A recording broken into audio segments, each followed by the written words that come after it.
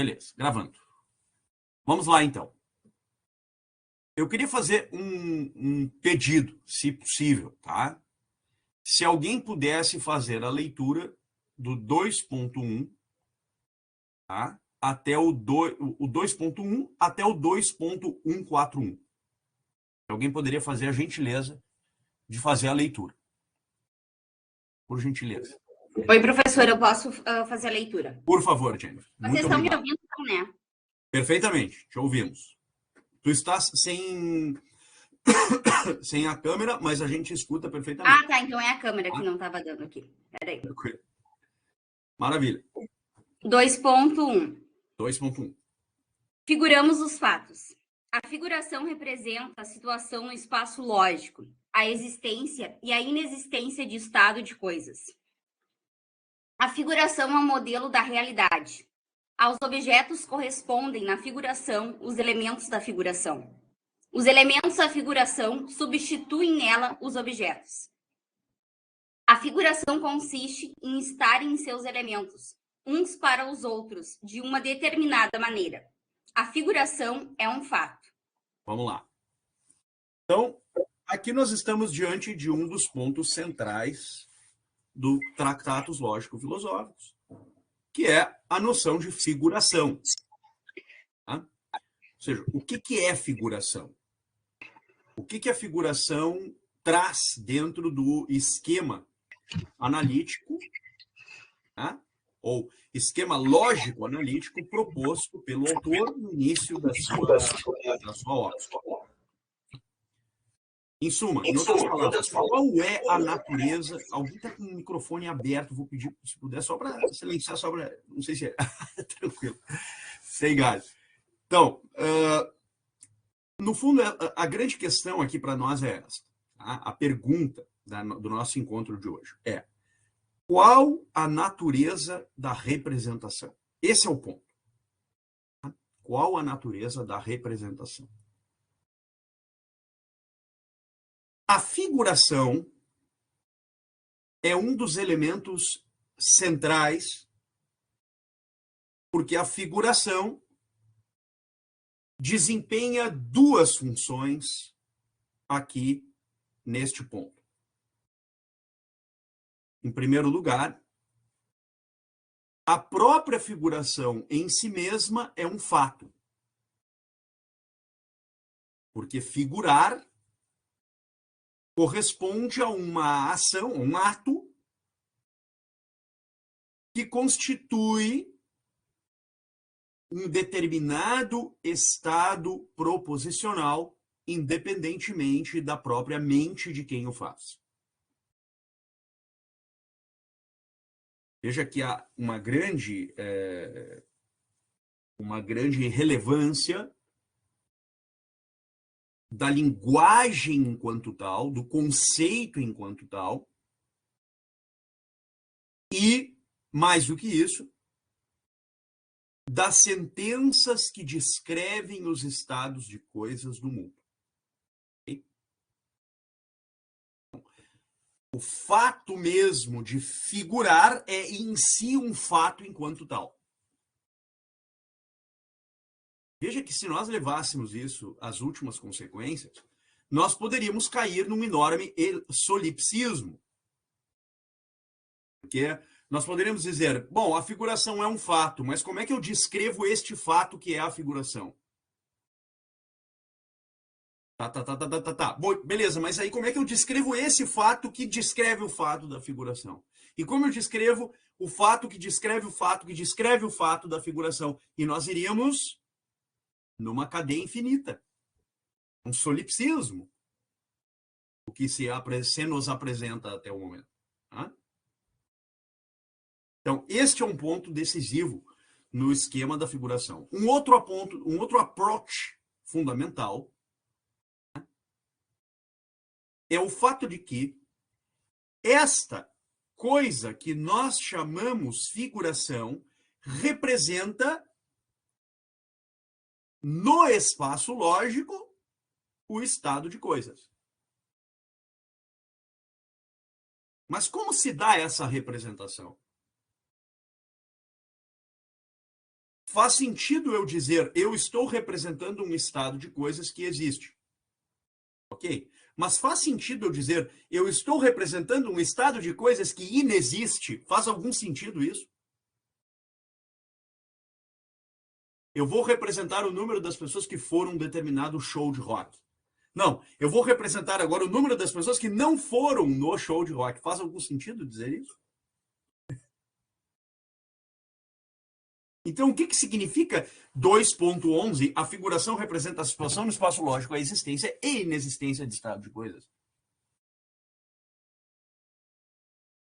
Porque tudo o que é o fato, então está dado como situação no espaço lógico. Mas e o que não é? Parece claro que quando nós falamos em figuração, nós estamos falando de situações, estados de coisas existentes, mas veja, como eu poderia representar inclusive o existente se nós levássemos as últimas consequências disso? O que é o existente? O que significam termos como estes? Termos abstratos do tipo existente, ser. Que é isso? Eu posso representar existência? Se eu pedisse a vocês, me mostrem a existência, onde ela está? Me mostre a garrafa d'água que eu estou tomando. Pois bem, essa eu consigo mostrar, ela está aqui, mas eu quero saber agora, eu quero que vocês me mostrem a existência, aonde ela está. Perceberam que se nós começarmos a levantar questões como estas, nós criaremos muitos embaraços. Só que, detalhe, estes embaraços não somos nós quem criamos. Estes embaraços estão na linguagem. É a própria linguagem que cria estes embaraços. É a própria linguagem que, comportando termos como estes, existência, ser, metafísica, atualidade, nos traz uma série de problemas enormemente embaraçosos que nos compelirá a tentarmos perscrutar essas questões do ponto de vista dos seus objetos e buscar uma espécie de esclarecimento na referência e no sentido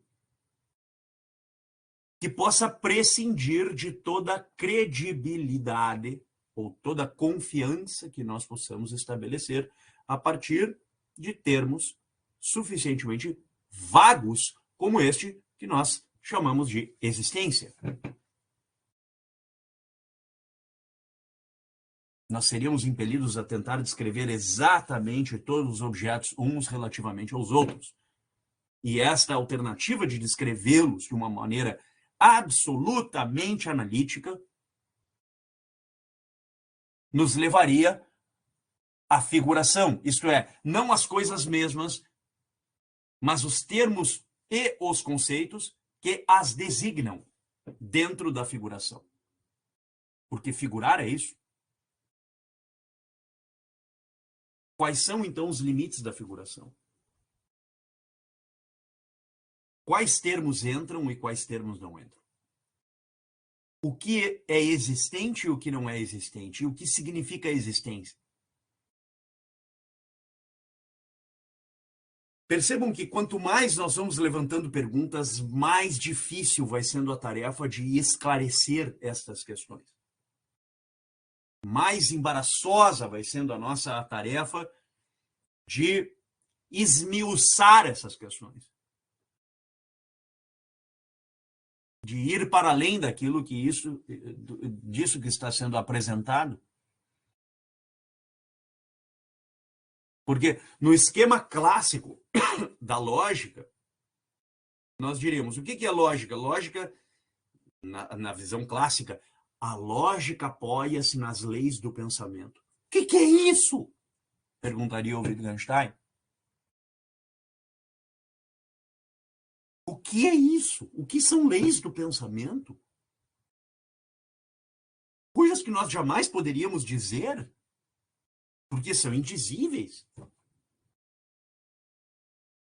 Não, é a conexão do neurônio 1.732.000 com o neurônio 1.733.000 que produziu uma sinapse, e dessa sinapse nós chegamos a um conceito, e esse conceito alude a uma coisa que inexiste, chamada mundo das leis do pensamento. Cazzo! Como é que eu vou descrever isso sem uma explicação?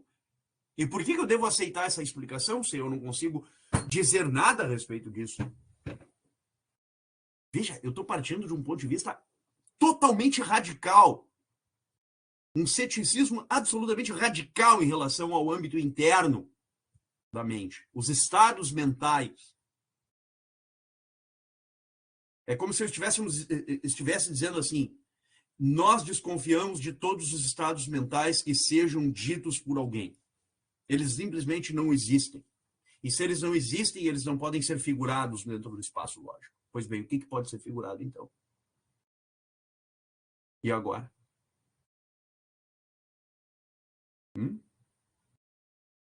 É claro que se eu fosse num ceticismo radical, eu ia acabar no empirismo lógico. Só existem verdades empíricas ou as verdades da matemática, que são analíticas por definição. Mas mesmo aí, eu resvalaria em problemas. Por exemplo, se eu dissesse o ponto de vista kantiano dos juízos sintéticos a priori, que fundamentam todo o saber, todas as condições de possibilidades da razão especulativa, pois bem, isso não existe. Agora, como é que eu faço? Então, o que diz o Wittgenstein? O que tem sentido no espaço lógico são proposições lógicas. E as proposições lógicas são proposições com sentido.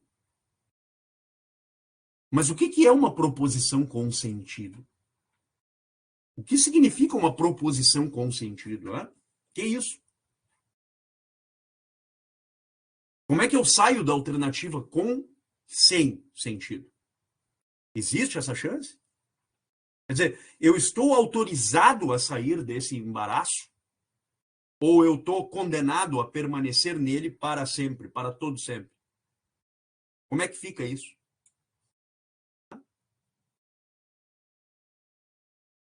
Okay? Quer dizer, uma proposição com sentido é uma proposição capaz de expressar acontecimentos, situações, estados de coisas, fatos autenticamente verdadeiros. E isso é o que nós chamamos de proposições de ciência. Então, em outras palavras, a figuração que representa a situação no espaço lógico, ela é a condição de toda a possibilidade das ciências.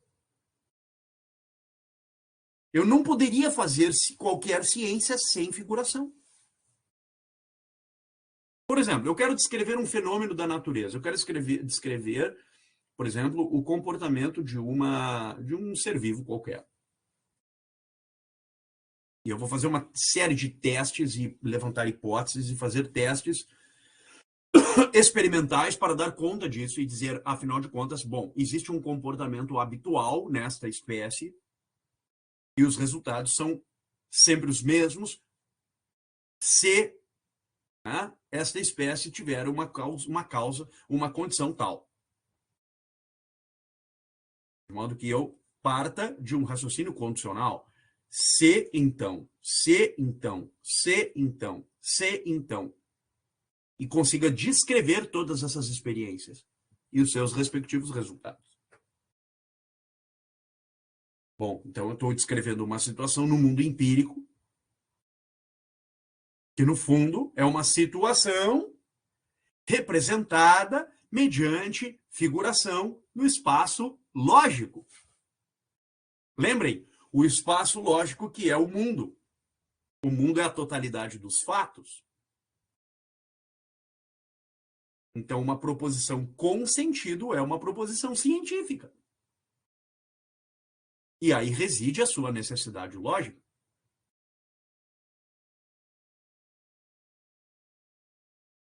Ainda, claro, nós veremos isso para frente, a necessidade lógica transcende as proposições com sentido. Por exemplo, a tautologia, que é uma proposição sem sentido, é necessariamente lógica.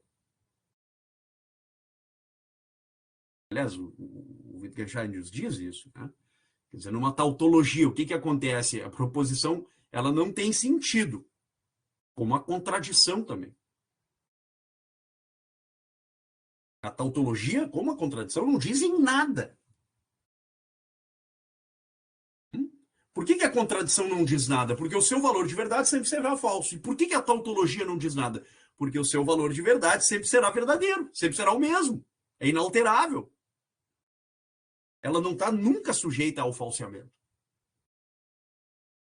Se eu digo para vocês, por exemplo, há ou não há, eu posso representar qualquer coisa com há e sempre, absolutamente, em qualquer circunstância, há ou não há, será uma tautologia.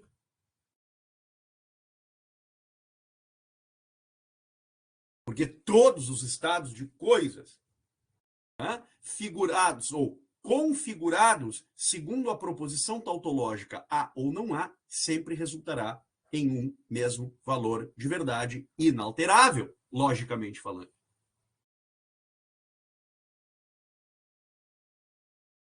E é por isso mesmo que a totalidade das ciências, em distinção à totalidade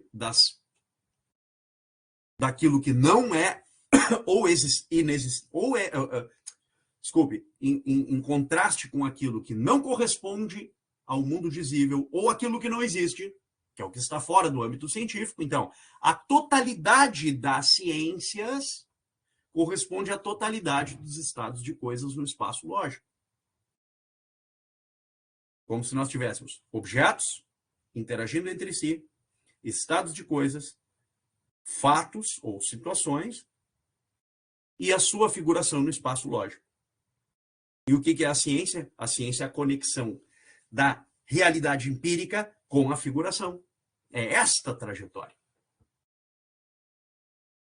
Cabe à ciência expressar proposições, isto é, coisas que são dizíveis relativamente aos fatos. E a filosofia vai fazer o quê?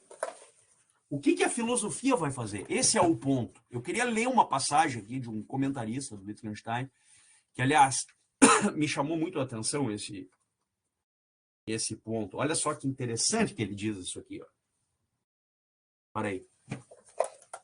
Muito interessante essa afirmação dele. Olha aqui. Diz ele assim: a filosofia difere categorialmente da ciência. A ciência constrói teorias que nos permitem prever e explicar eventos. Elas podem ser testadas pelas experiências e podem apenas se aproximar da verdade. A tarefa da filosofia é resolver ou dissolver os problemas filosóficos por meio de um esclarecimento do sentido. Qualquer determinação do sentido, no entanto, antecede a experiência e está pressuposta tanto nos juízos verdadeiros quanto nos falsos. Claro que isso aqui é uma herança do Frege, né? O Wittgenstein não era, digamos, indócil totalmente aos seus antecessores, Gottlob Frege e Bertrand Russell. Neste caso, ele está claramente, pelo menos a visão do comentarista, está claramente nos apontando para esta herança no Tratados Lógico-Filosóficos de uma concepção fregiana. Qual é a concepção fregiana? Que os juízos lógicos antecedem a toda e qualquer experiência. Mas eles estão aonde, então, se eles não estão nas leis do pensamento? Então, onde é que eles estão habitando? Aonde que eles estão? E aí, veja o complemento. Diz ele assim, o objetivo da filosofia, descrever o uso das palavras é desemaranhar confusões conceituais. visão, a tarefa da filosofia não é resolver uma contradição ou um paradoxo por meio de uma inovação conceitual, mas sim obter uma visão nítida da estrutura conceitual que está nos causando problemas. Vale dizer, do estado de coisas que antecede a solução da contradição. Antecede a solução da contradição. Quer dizer, por trás da linguagem tem uma estrutura. Antes da figuração existe o espaço lógico. Antes do dizível existe o lugar para o qual o dizível se expressa. Porque se não tivesse esse lugar, chamado estrutura conceitual, que antecede o próprio dizível, a própria expressão, não haveria proposição. Tu é a proposição. O teu quarto é o lugar onde tu dorme. Tu não poderia dormir suspenso no espaço, no ar, sem uma cama. Tu precisa de um lugar para repousar. Claro que eu estou usando uma metáfora. A proposição precisa de um lugar para que ela tenha assento, para que ela expresse algo. Algo que tenha sentido. Que lugar é esse, se não o espaço lógico, se não a estrutura? Então, se a ciência precisa da estrutura, a tarefa da filosofia é, partindo da estrutura, olhar para a linguagem, tendo em vista o desemaranhamento das confusões ali existentes, para ver o que é dizível, o que não é dizível.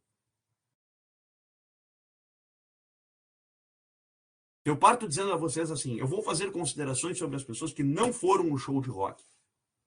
Eu posso fazer isso? Sim. Eu posso fazer isso descrevendo o estado de coisas? Claro que não. Então eu terei que fazer o quê? Uma coisa que não é descrever o estado de coisas. E para levantar conjeturações sobre coisas que não ocorreram, eu vou cair numa outra coisa chamada, que o Wittgenstein chama de explicação. E o que é explicação? Explicação é uma conjeturação sobre coisas que não existem. Eu vou dizer, não, as pessoas que não foram no show de rock, elas não foram porque estava muito caro. As pessoas que não foram no show de rock não foram porque, sei lá, chegar na arena do Grêmio, onde era o show de rock, é muito difícil, em dias de muita lotação. As pessoas não foram no show de rock porque elas não quiseram. Ou elas não foram no show de rock porque estava muito frio aquele dia de noite. Ou elas não foram no show de rock porque estava chovendo. Ou elas não foram no show de rock porque era em janeiro, num sábado, né? Porto Alegre fazendo 48 graus e estava todo mundo na praia. Ou seja, tudo isso são descrições de coisas existentes? Claro que não. São explicações, explanações de coisas que eu vou conjeturar com a minha imaginação, baseado no quê? No que não existe. Porque o que existe são as pessoas que foram no show, não as que não foram. Agora, veja o ponto do Wittgenstein. Tudo o que é explicação não é uma descrição de coisas no espaço lógico. E aí tu pode botar tudo que tu quiser. Juízos morais, juízos estéticos, explicações causais em ciências do comportamento, metafísica, religião, psicologia, direito, tudo.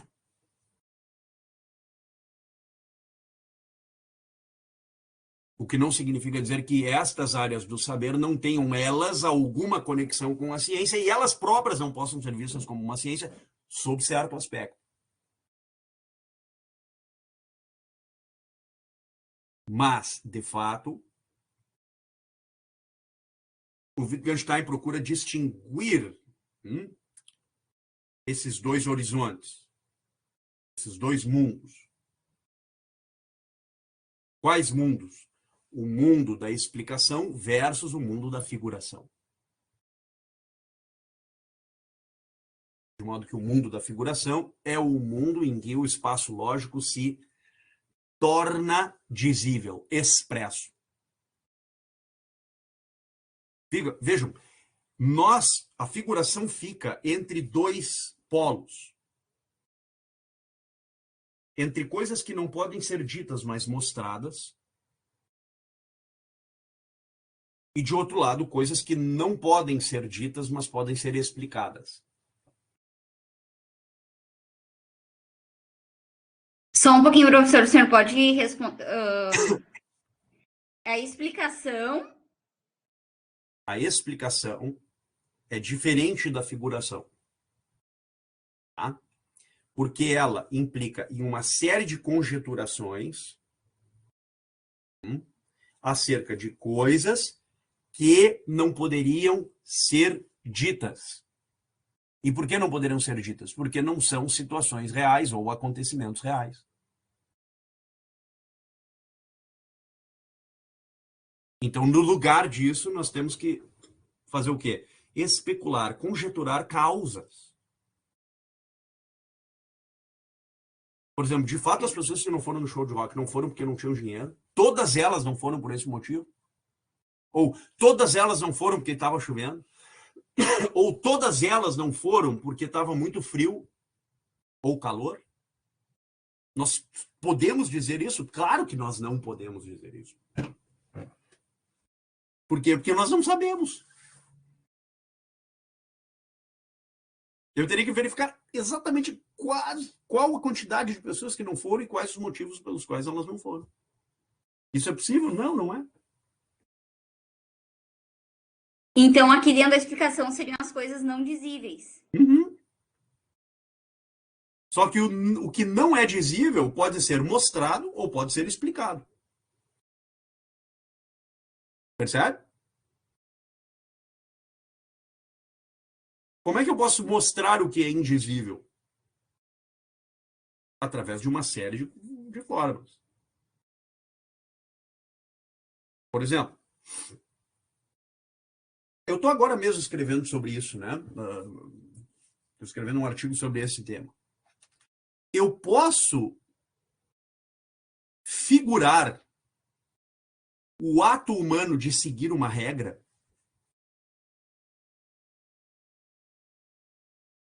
Por exemplo, existe lá uma regra qualquer. Sujeito, contribuinte deve pagar tantos por cento de tributo, beleza? O sujeito vai lá e paga o tributo. Ok. Eu posso descrever isso? Eu posso figurar esse estado de coisas? Eu posso descrever o ato de um agente seguir uma regra? Dá para fazer isso? Não, não dá. O que eu poderia fazer é descrever o movimento físico de alguém. Por exemplo, o sujeito, às 14 horas e 38 minutos, pegou o ônibus, saiu de casa, foi até o prédio do Ministério da Fazenda e, chegando lá, ele pegou uma guia, né, assinou a guia, levou no caixa, pagou, voltou, deu ao outro servidor uma cópia da guia, o servidor deu baixa no sistema e ele, claro que eu estou descrevendo uma situação nos anos 80, tá? Fisicamente eu descrevo. Mas eu posso descrever ele está seguindo uma regra? Não, não posso. Porque, em primeiro lugar, a regra não é uma coisa física. Em segundo lugar, seguir uma regra implica em considerações que excedem a mera descrição física de um acontecimento. Por quê? Porque eu teria de levar em consideração inúmeros outros fatores. A intencionalidade do agente, o imaginário social no qual ele está, a sua compreensão narrativa de si mesmo naquele ambiente social, a capacidade de comunicação existente entre quem segue uma regra e quem observa o ato de seguir uma regra, o compartilhamento de pontos de vista entre a primeira e a terceira pessoa e a primeira pessoa do plural, ou seja, nós. Veja, são muitos, muitos e muitos os aspectos exigidos para que se pudesse descrever o ato de seguir uma regra. Professor, nesse sentido, mesmo que a regra seja seguida, tu nunca poderia dizer que o sujeito está seguindo uma regra. Perfeito. Porque tu simplesmente não consegue definir. Mesmo tu sabe que a regra foi seguida, mas tu não pode dizer que o sujeito seguiu a regra. Exatamente. Como eu posso descrever, por exemplo, o ato de, sei lá, comer um entrecô. Eu assei uma carne do domingo, fiz um entrecô, um churrasco, né? Fiz um entrecô. Peguei uma copa de vinho e mandei ver. Tomei um vinho e comi um entrecô. Posso descrever isso? Posso, é um acontecimento físico. Mas eu posso descrever o ato de seguir uma regra? Veja a complexidade disso, hein? E sabe o que é mais curioso? Isso é indizível, mas é mostrável, porque todos nós sabemos do que eu estou falando aqui. Sim. Agora, vai exigir de vocês algo que excede a mera figuração. Eu precisarei de uma explicação para isso. Estão entendendo? Por exemplo, descreva a intencionalidade. É impossível. Ai, professor, eu tô com dificuldade de entender. Como assim? É mostrável ou não é mostrável? Mostrável é. E explicável é, mas não dizível. Por exemplo, eu posso dizer que, por exemplo, eu estou agora segurando uma lapiseira. Posso. É um acontecimento físico. Eu posso dizer agora que eu estou segurando um iPhone? Posso. Eu posso dizer agora que eu vou tomar o último gole de café? Posso. Eu posso dizer que eu estou segurando o livro do Donald Davidson? Posso. Eu posso dizer que eu estou seguindo uma regra? Percebeu o desafio?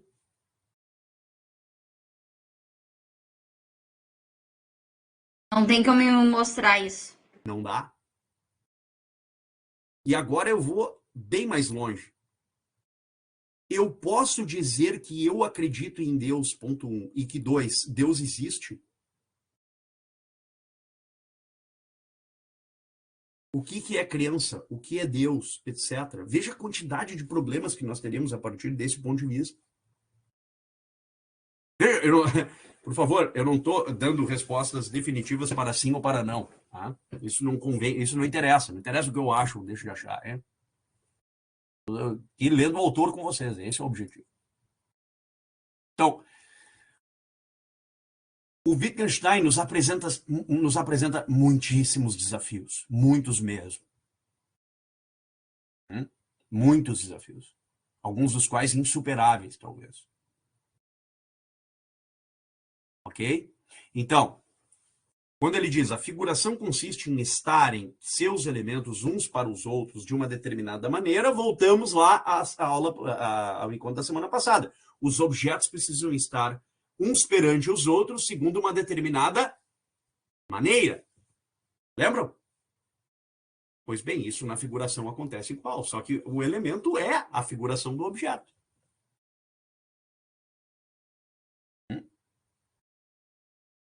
Quer dizer, a figuração é uma representação do fato e ela mesma é um fato. Olha que coisa fantástica isso aí. Né? A figuração é uma representação ou um modelo da realidade e ela mesma é um fato. De modo que 2.15, que os elementos da figuração estejam uns para os outros de uma determinada maneira, representa que as coisas assim estão umas para as outras. Essa vinculação dos elementos da figuração chama-se sua estrutura. Lembram lá dos objetos, estado de coisas? Então, objetos, relação entre eles, estado de coisas, estrutura do estado de coisas. Agora vamos criar uma analogia. Elementos, relação entre os elementos, figuração, estrutura da figuração. Ok? Então, essa vinculação dos elementos da figuração chama-se sua estrutura. A possibilidade desta estrutura, sua forma de afiguração. A estrutura é a forma da afiguração. A forma da afiguração é a possibilidade de que as coisas estejam umas para as outras, tal como os elementos da figuração. É assim que a figuração se enlaça com a realidade. Ela vai até a realidade. Ela é como uma régua aposta à realidade. Tranquilo? Apenas Professor, desculpa te interromper. É que Não, tem uma pergunta do Marcos ali que tu acabaste. Eu não vi. Putz, desculpe, Marcos. Qual poderia ser, então, a metodologia para tratar sobre esses assuntos? Ética, direito e estética. Pois então, Marcos, esse é o grande desafio. A metodologia consistiria em dizer o que, nestas áreas do saber, nós podemos avaliar segundo descrições e o que nós, dentro dessas áreas do saber, nós distinguiríamos das descrições e chamaríamos de avaliações. Descrição, avaliação. Dizível, explicativo. Espaço lógico, para além do espaço lógico. A lógica lida com descrições. Aquilo que vai para além da lógica lida com amostragem e explicação. Como que um cara que estuda direito penal estuda, por exemplo, a habitualidade de um crime? Nesse lugar, tantos por cento de homicídio aconteceram porque isso, porque aquilo, porque aquilo. Os homicídios são esses tais, tal. O que pode ser descrito no espaço lógico disso tudo? Os homicídios, a realização do ato em que um sujeito provocou a morte de outrem. Isso pode ser descrito. E todo o resto exige o quê? Amostragem e explicação.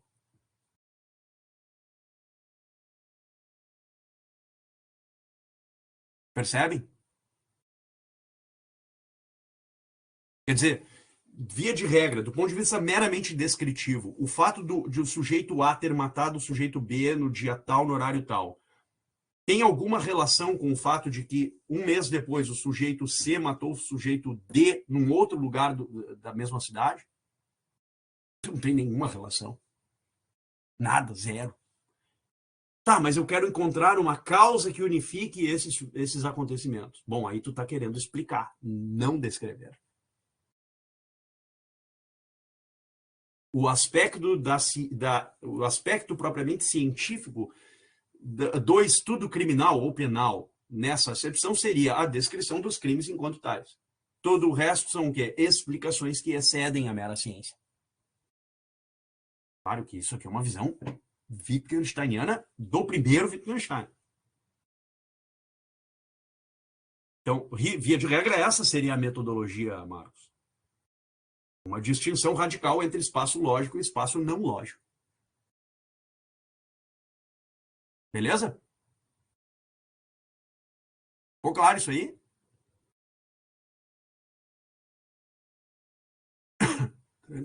Tranquilo. Muito bem. Então, só para fechar esse ponto aqui, então, pessoal. Segundo a concepção, a figuração pertence também à regulação afiguradora, que é a faz-figuração. A relação afiguradora consiste nas coordenações entre os elementos da figuração e as coisas. É o que a gente estava falando, né? A simetria entre objetos e coisas e a figuração.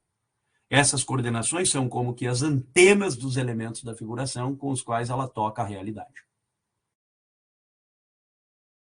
Ok?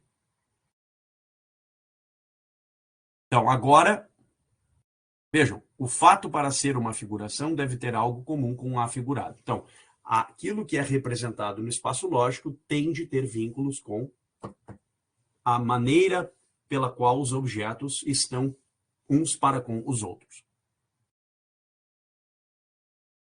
É somente essa detectação da maneira como um está perante e para com o outro É somente a partir daí que nós teremos uma estrutura chamada estado de coisas em que eles vão entrar em interação uns com os outros. E é isso, essa interação que vai dar uma coisa chamada sentido. Tá? 10 para 6. Deixa eu parar a gravação aqui.